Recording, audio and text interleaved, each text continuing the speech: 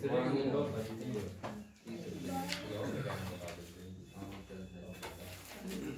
सा chapter start करना था? रॉयल्टी।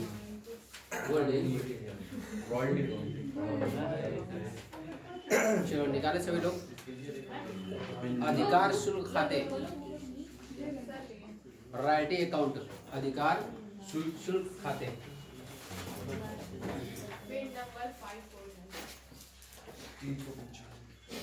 ये है आपका रॉयल्टी अकाउंट।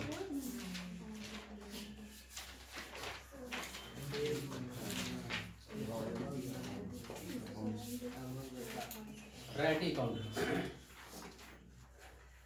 इस चैप्टर में हम लोग जानेंगे कि क्या क्या इसमें इंपॉर्टेंट चीजें, ठीक है। सबसे पहले तो हम लोग जानेंगे रॉयल्टी के बारे में कि रॉयल्टी कहते किसको है, ठीक है। रॉयल्टी रेगुलेशन हो गई, कैरेक्टरिस्टिक्स ऑफ रॉयल्टी हो गए, ठीक है ना, ये सब चीजें। उसके बाद इसी में कुछ वर्ड आएगा, जैसे हम लोग जानेंगे इसको मिनिमम रेंट, मिनिमम रेंट। उसके अलावा इसमें जानेंगे शॉर्ट वर्किंग, शॉर्ट वर्किंग। उसके बाद जानेंगे इसमें सरप्लस। उसके अलावा जानेंगे राइट ऑफ शॉर्ट वर्किंग रिक्यूब्ड। इसके अलावा जानेंगे इसमें लैंड लॉर्ड, ये इसको कहते हैं हम लोग हैं लेसर। उसके बाद आता है इसमें प्लेसी। यानी इस चैप्टर में हम लोगों को सबसे पहले बेसिक फंडामेंटल चीज जानना है, इसी सब के बारे में जानना है। अगर ये सब सारी चीजें अगर हम लोग कवर कर लेंगे तो समझ जाओ कि इस चैप्टर हम लोगों को बहुत कुछ समझ में आएगा। अगर यही हम चीजें नहीं जानेंगे तो इस चैप्टर में पकड़ नहीं कर पाएंगे, ठीक है। तो ये जो चैप्टर हम लोगों का है ये बहुत ही इम्पोर्टेंट भी है, हर एग्जाम में आता है, हर साल आता है लगभग, ठीक है, रॉयल्टी का। और चाहे कोई भी यूनिवर्सिटी हो, चाहे तो पूर्वांचल यूनिवर्सिटी हो, चाहे सुहेल देवाली यूनिवर्सिटी हो, चाहे BHU हो, अलीगढ़ हो, इलाहाबाद यूनिवर्सिटी हो, और भारत की कोई भी यूनिवर्सिटी हो, ठीक है, सभी यूनिवर्सिटी में रॉयल्टी पूछा जाता है। और ये चूँकि ऐसा टॉपिक है जो चूँकि कभी पढ़े हुए नहीं हो, अभी तक जितना भी हम लोग चल रहा था, general ledger, trial balance, final account, ये जो भी है ये सब आपका पढ़ा हुआ था। हाई स्कूल में भी पढ़े हो, इंटरमीडिएट में पढ़े हो, सब पढ़ा हुआ था। बाकी नई चीज़ें उन लोगों की जो नॉन कॉमर्स वाले थे, इसीलिए जनरेटिव पढ़ाई भी गई। जिस क्लास में नॉन कॉमर्स वाले लड़के नहीं होते हैं उसमें डायरेक्ट हम लोग यही चालू करते हैं, रॉयल्टी से, हाई परचेज से, इंस्टॉलमेंट से, बाद में चलते हैं फाइनल अकाउंट पढ़ाने के लिए। लेकिन चूँकि इसमें नॉन कॉमर्स वाले ज़्यादा थे, इसलिए जनरल लेजर बताना ज़रूरी था कि जनरल लेजर बनाने के लिए क्या रूल है, क्या नियम है, कैसे ट्रायल बैलेंस बनाया जाता है। जनरल एंट्री पास करने के लिए टाइप्स ऑफ अकाउंट जानना होता है, जिसको गोल्डन रूल हम लोग जानते हैं कि गोल्डन रूल क्या है, कैसे डेबिट किया जाता है, कैसे क्रेडिट किया जाता है, ये सब जानना बताना ज़रूरी था उन लोगों को। तो आओ हम लोग चलते हैं तब इसी तरफ रॉयल्टी अकाउंट की तरफ। ये सारी चीज़ें जानना है। रॉयल्टी को हम लोग हिंदी में क्या बोलते हैं? अधिकार अधिकार शुल्क। अकाउंट बात नहीं कर रहा हूँ, सिर्फ रॉयल्टी की बात कर रहा हूँ। अधिकार शुल्क किसको कहते हैं? बताओ, कोई बताए। अधिकार शुल्क किसे कहा जाता है? चैप्टर तो कल बताया गया, पढ़ के भी आना है, पढ़े भी हो गए। अपनी संपत्ति या प्रॉपर्टी को किसी दूसरे पार्टी को बेचकर जो प्राप्त किया है उसको रॉयल्टी कहते हैं। मतलब किसी को अगर जमीन बेच रहे हो और मकान बेच रहे हो उसको रॉयल्टी कहा जाएगा।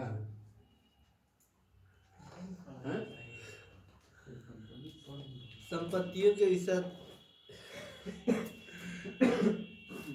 किसी संपत्ति को बेचना रॉयल्टी कहलाता है, पैसा मिलेगा उसको।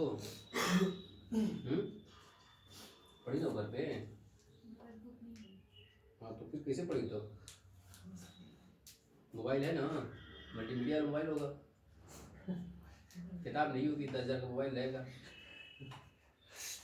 किताब मांगी है, मोबाइल मांगा है, किताब मांगी है। हैं? अच्छा, तो किताब ले करके पढ़ना चाहिए, जब पढ़ोगे ज़्यादा नॉलेज होगी। ठीक है। हाँ जी, तो राइटिंग के बारे में कल बताया भी गया था, सभी लोग पढ़ के आएंगे। ठीक है, लेकिन कोई पढ़ा वाला नहीं है, इसका मतलब ये है कि इस किताब में कोई पढ़ने वाला नहीं है। सब जबरदस्ती भेजे जाने घर से, सुबह सुबह उठा के 4 बजे खिला करके जब वो नहीं खाने जाते हाँ।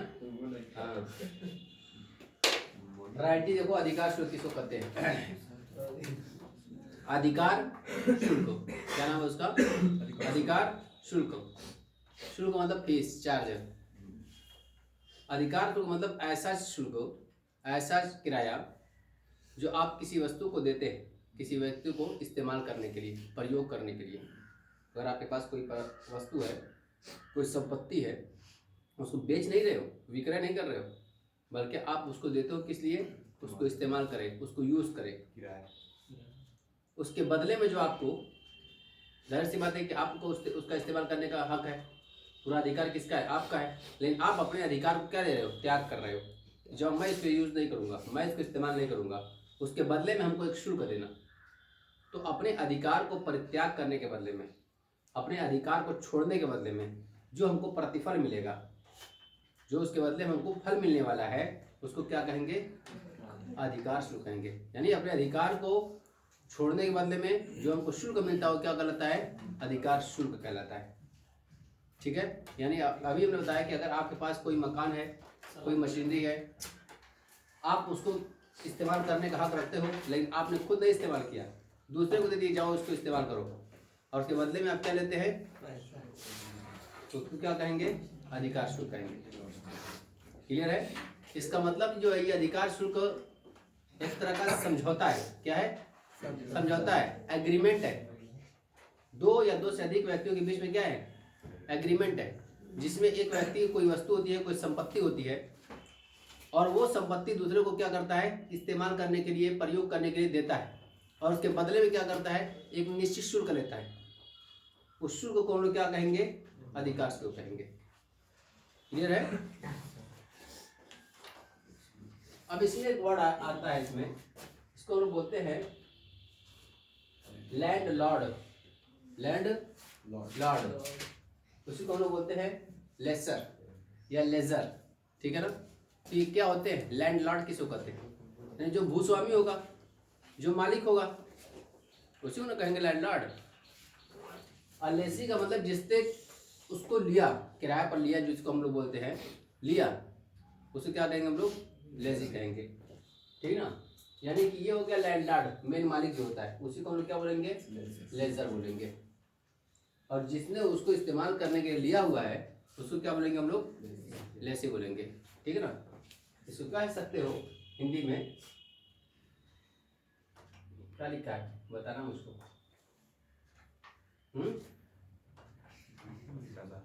क्या? पता नहीं कौन था। पट्टादाता और पट्टेदार। ये जो जमीन ली दी गई है ना, इसको क्या बोलते हैं हम लोग? पट्टा बोलते हैं, लीज बोलते हैं। क्या बोलते हैं? लीज। पट्टे पर उठाई गई है। तो फिर सवाल बनता है कि जब हमारे पास कोई मकान है, हम इसको उठाते हैं, तो उसको तो हम लोग किराया बोलते हैं, राइटी तो नहीं बोलते हैं। बस में आ रही है? तो राइटी और किराए में डिफरेंस है। राइटी कब यूज किया जाएगा और किराया कब यूज किया जाएगा, अभी बातें आगे आएंगी। ठीक है? दोनों में तो वही चीज होती है कि आपके पास कोई एसेट्स है, कोई संपत्ति है, आप उसको किसी दूसरे व्यक्ति को प्रयोग करने के लिए देते हैं, और उसके बदले में जो शुल्क मिलता है उसको किराया भी बोलते हैं, क्योंकि उसको राइटी बोलने लगे अभी। तो इसमें थोड़ा सा डिफरेंस है, अभी उसको हम लोग आगे देखेंगे कि राइटी में और रेंट में डिफरेंस क्या है। ठीक है ना? तो इसका मतलब अधिकार शुल्क समझ में आई? अधिकार शुल्क मतलब क्या हुआ? यानी कि आपको किसी वस्तु पर या किसी चीज पर आपका अधिकार है, उस अधिकार को आप किसी दूसरे व्यक्ति को प्रयोग करने के लिए देते हो, और उसके बदले में एक निश्चित शुल्क लेते हो। वो निश्चित शुल्क क्या कहलाता है? अधिकार शुल्क कहलाता है। ठीक है। तो कुल मिलाकर इसमें कितने पक्ष हो गए होंगे? 2 पक्ष होंगे। एक हो गया लैंडलॉर्ड और दूसरा क्या हो गया? लेसी। पट्टादाता और पट्टेदार 2 व्यक्ति हो गए इसमें। और जो ये समझौता होता है वो किसी एक निश्चित अवधि के लिए होता है कि हम कितने साल के लिए आपको देंगे, 5 साल के लिए देंगे, 10 साल के लिए देंगे, 20 साल के लिए देंगे, बकायदा समझौता में लिखा होता है। और रॉयल्टी जो दी जाएगी वो एनुअल दी जाएगी या मंथली दी जाएगी या क्वार्टरली दी जाएगी या हाफ ईयरली दी जाएगी, वो भी सब उसी बात में लिखी रहती है एग्रीमेंट पेपर में कि जो आप हमको रॉयल्टी का अमाउंट पे करेंगे वो एनुअल हो सकता है, वार्षिक, साल भर में एक बार देना है आपको, या तो ऐसा हो सकता है कि क्वार्टरली दे, 3-3 महीने पर लिया जा सकता है, या ऐसा भी हो सकता है कि हाफ ईयरली ले, हर महीने भी ले सकते हैं।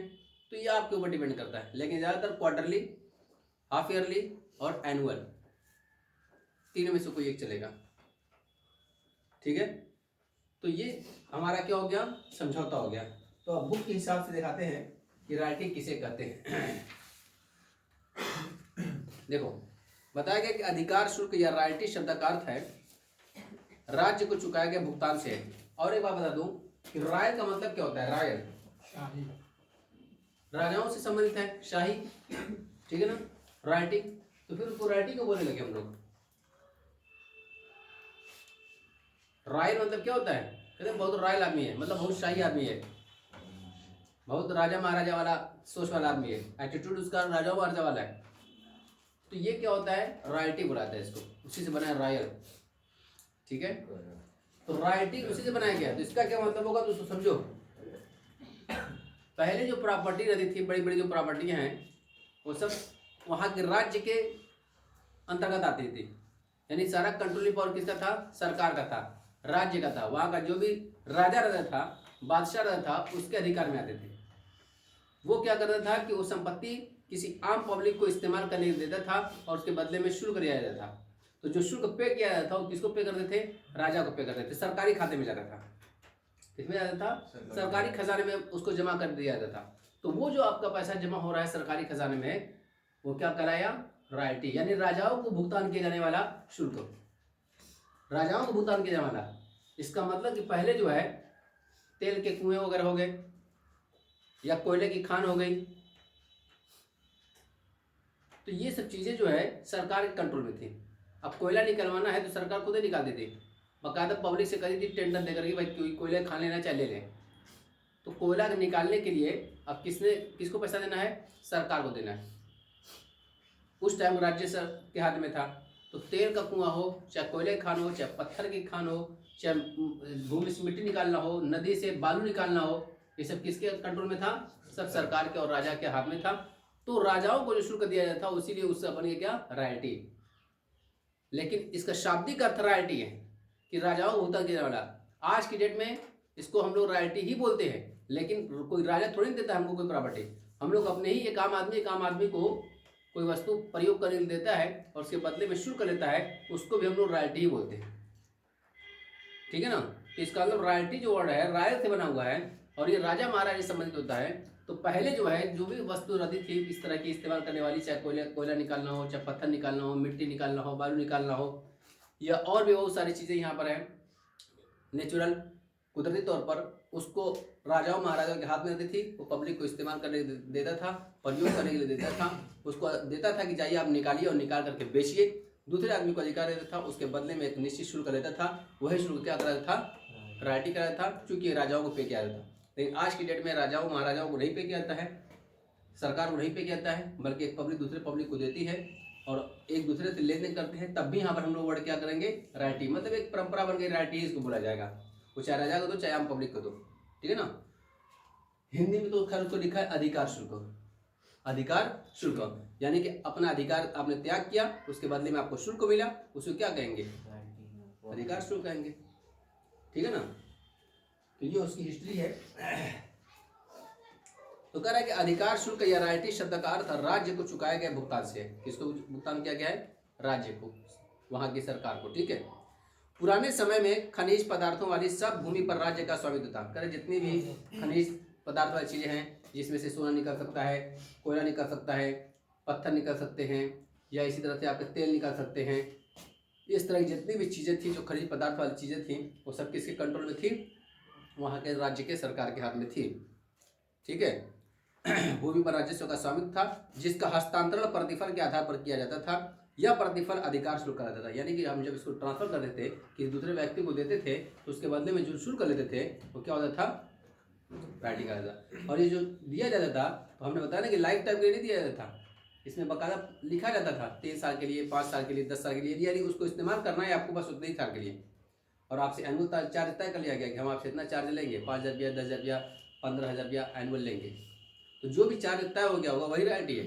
लेकिन ये रॉयल्टी हमेशा बेसिक नहीं हो गई। हमने अगर आपको कोई कोयले की खान दे दी है, तो उसके लिए एग्रीमेंट किया है कि 5 साल के अंदर जितना चाहो निकलवा लो, ठीक है ना। और उसके बदले में जो निश्चित शुल्क तय कर दिया जाएगा कितना लेंगे हम। हो सकता है कि जैसे कोयला है तो कोयले पर टन के हिसाब से हो जाए कि हम 1 रुपया पर टन के हिसाब से लेंगे। ठीक है, जितना टन निकालोगे उतना बनेगा, कम निकालोगे तो कम लेंगे हम आपसे, ज़्यादा निकालोगे तो ज़्यादा लेंगे।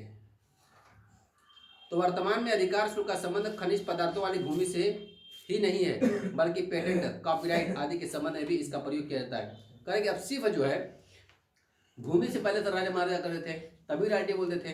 लेकिन आज की डेट में अगर कोई कॉपीराइट है, कोई पेटेंट है, तो पेटेंट जानते हो किसको कहते हैं? कॉपीराइट, पेटेंट,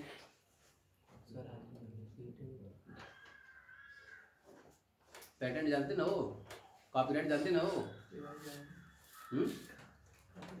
चलो अभी उसको बताते हैं। हाँ ये देखें, कर सामान्य शब्दों में अधिकार शुल्क से आशय एक विशेष प्रकार के किराए से है। एक विशेष प्रकार किराया ही तो है ये, कि आपने की कोई एसेट्स है दूसरे को इस्तेमाल कर रहे हैं, उसके बदले में किराया देते हैं, तो किराया बोला गया। लेकिन हमने बताया ना कि अभी मेजर डिफरेंस दोनों में है, रॉयल्टी और रेंट। देखने में तो दोनों सेम लग रहा है कि भाई आप दोनों तो किराए पर दे रहे हो, तो उसको रेंट बोलते हैं, उसको रॉयल्टी क्यों बोलते हैं, तो अभी डिफरेंस आगे आएगा।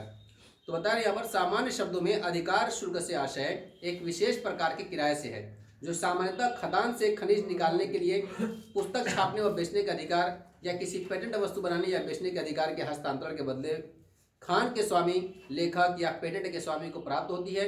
इसकी गणना उत्पादन की मात्रा, बिक्री की संख्या अथवा प्रयोग की गई इकाई के आधार पर की जाती है। मतलब कितना रॉयल्टी होगी तो उसमें जितना उसमें से निकालेंगे कोयला उसके हिसाब से होगी, या कितनी आप उसको इस्तेमाल करते हैं क्या उसके लिए निकाला जाता है। जैसे बुक्स पर अगर होगा तो जितनी बुक बेचेंगे उसके हिसाब से लेंगे हम लोग। पेटेंट के हिसाब से होगा तो पेटेंट का कुछ रूल नियम होगा। तो आगे क्वेश्चन मिलेगा तो हम लोग सारी चीज़ें समझ जाएंगे आगे। चलो इसी में देखिए विलियम पिकिल्स, ये तो सबकी बुक में होगा। विलियम पिकिल्स राइटी के बारे में जो डेफिनेशन दी गई है, विलियम पिकिल्स ने क्या कहा है उसके बारे में देखें। मिला सबको? देखें इसमें लिखा है अधिकार शुल्क एक व्यक्ति को उसकी किसी संपत्ति के प्रयोग के बदले में दिया जाने वाला प्रतिफल है। ठीक है ना। अधिकार शुल्क एक व्यक्ति को उसकी किसी संपत्ति के, मतलब उसकी किसी संपत्ति के प्रयोग के बदले में दिया जाने वाला प्रतिफल है, चाहे इसे उस व्यक्ति से क्रय किया गया हो या किराए पर लिया गया हो। इसकी गणना संपत्ति के प्रयोग से संबंधित उत्पादन की मात्रा या विक्रय पर की जाती है। इसका मतलब इसे बताया गया कि आपके पास कोई संपत्ति है, उसको किसी दूसरे व्यक्ति को इस्तेमाल करने के लिए देते हैं, उसके बदले में जो आपको शुल्क मिलता है वो क्या करा है? अधिकार शुल्क कहलाता है। क्रय इस व्यक्ति से क्रय किया गया है या उस पर क्या करा है? किराए पर लिया गया हो।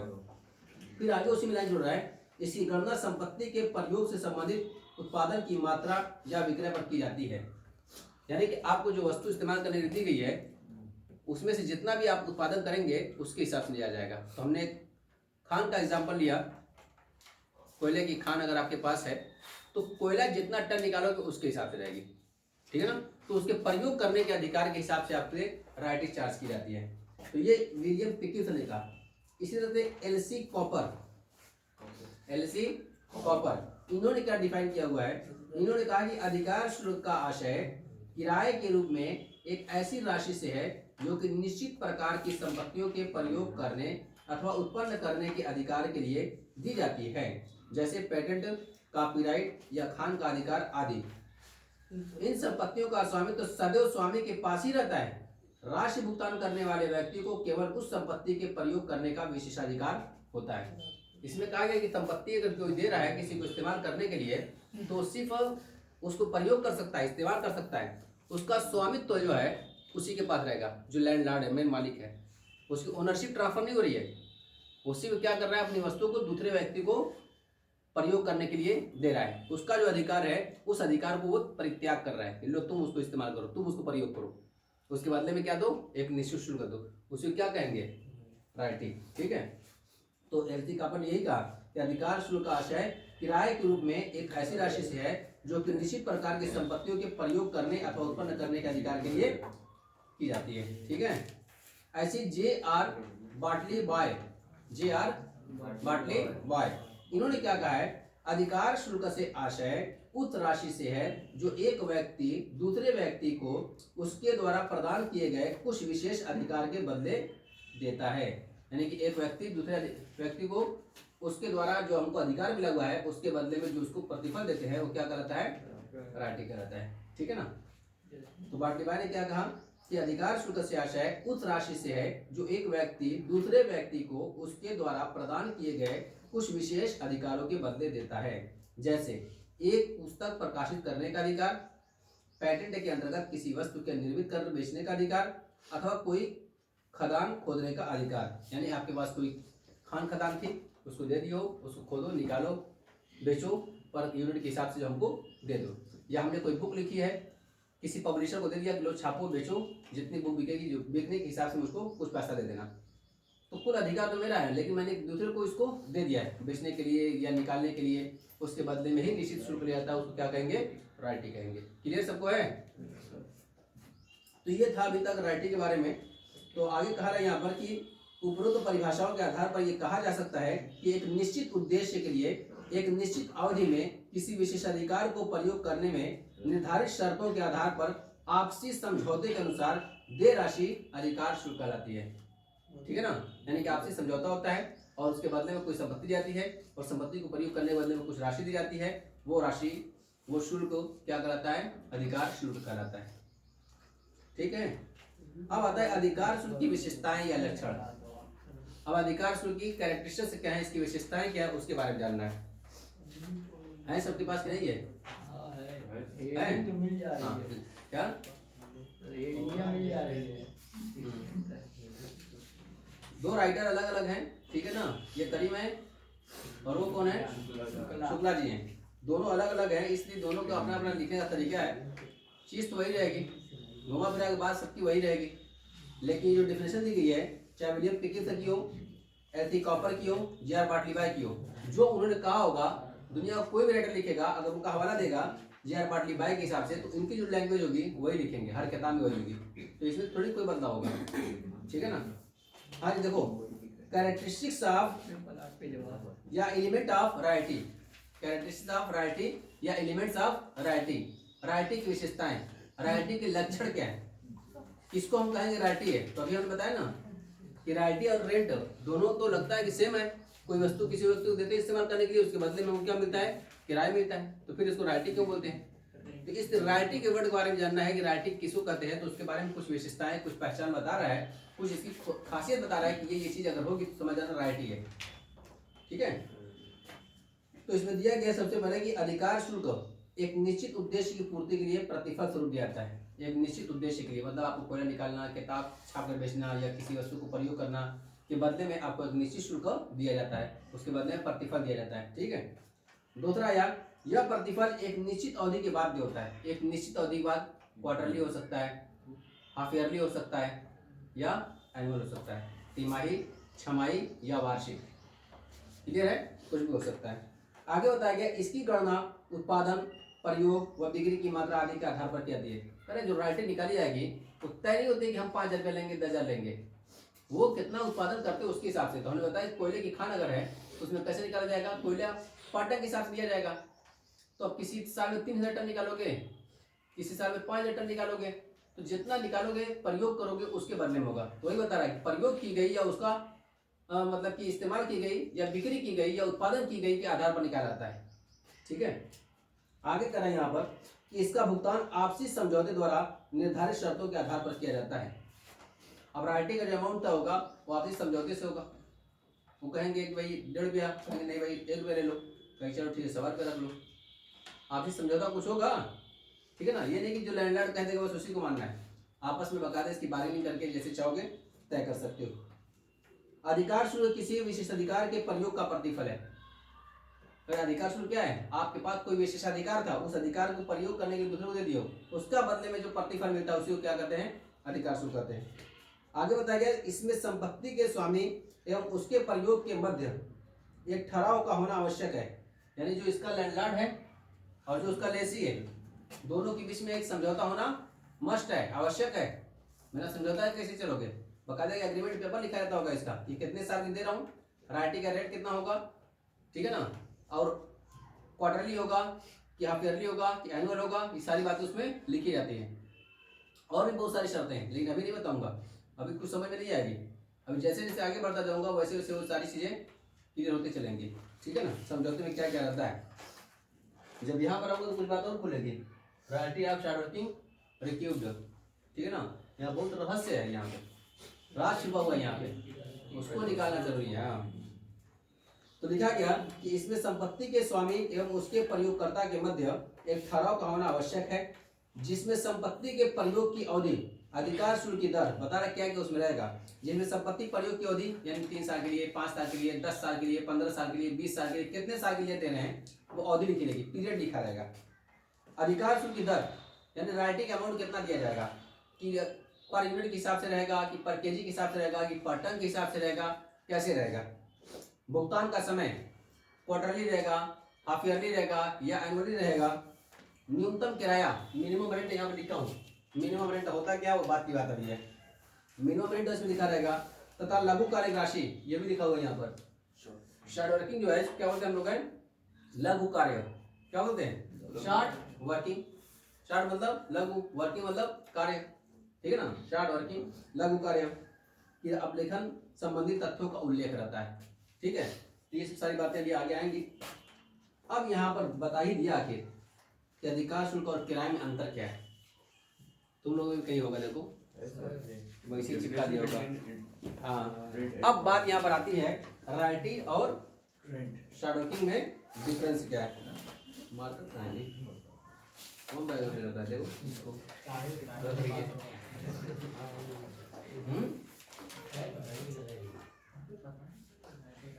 Difference between rent and royalty, royalty and rent,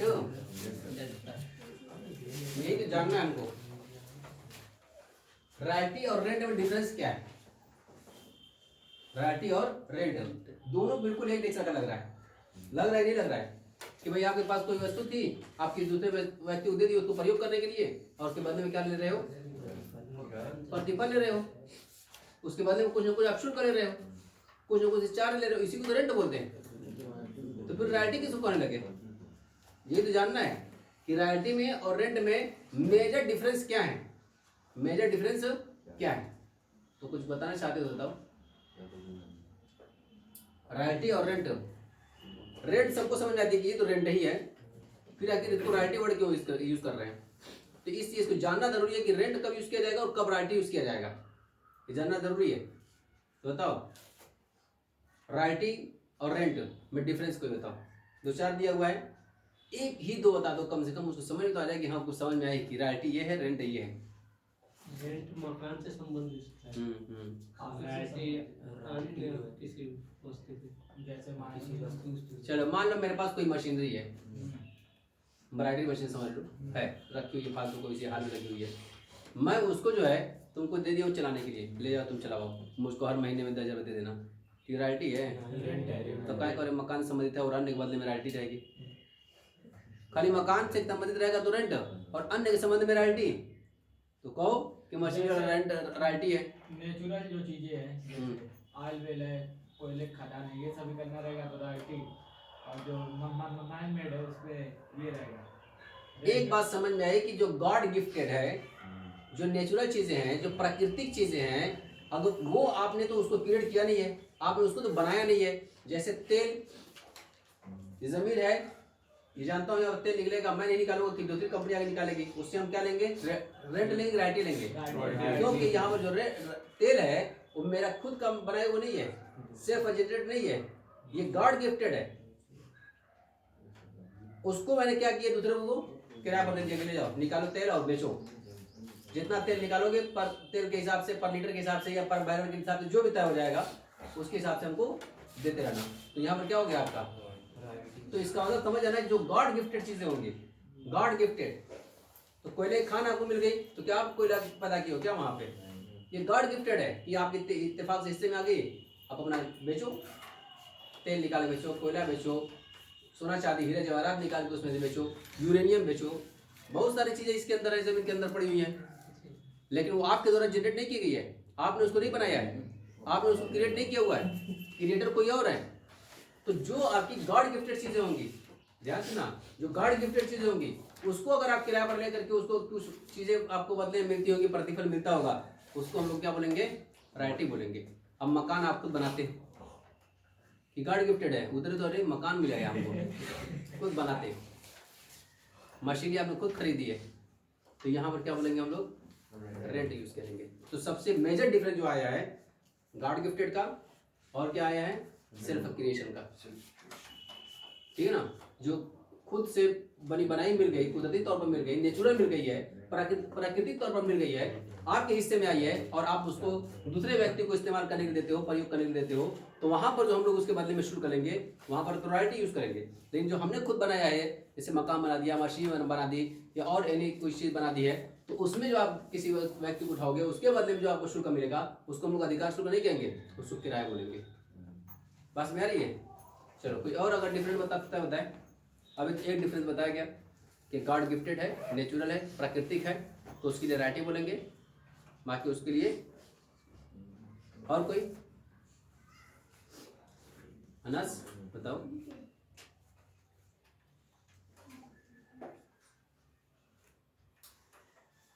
कोई है और बताने वाला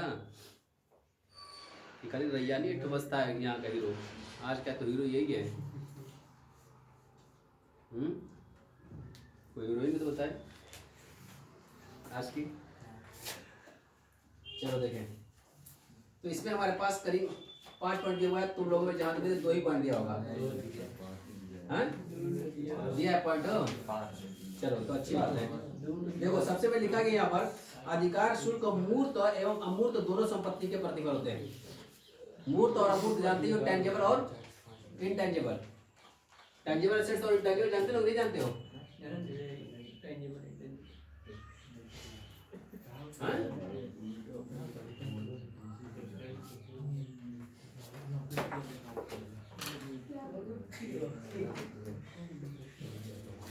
आज बताओ, मूर्त संपत्ति और अमूर्त संपत्ति जानते ना हो? टेंजेबल एसेट्स और इनटेंजेबल एसेट्स टच कर सकते हैं और देख सकते हैं, इनटेंजिबल इसको टच कर सकते हैं।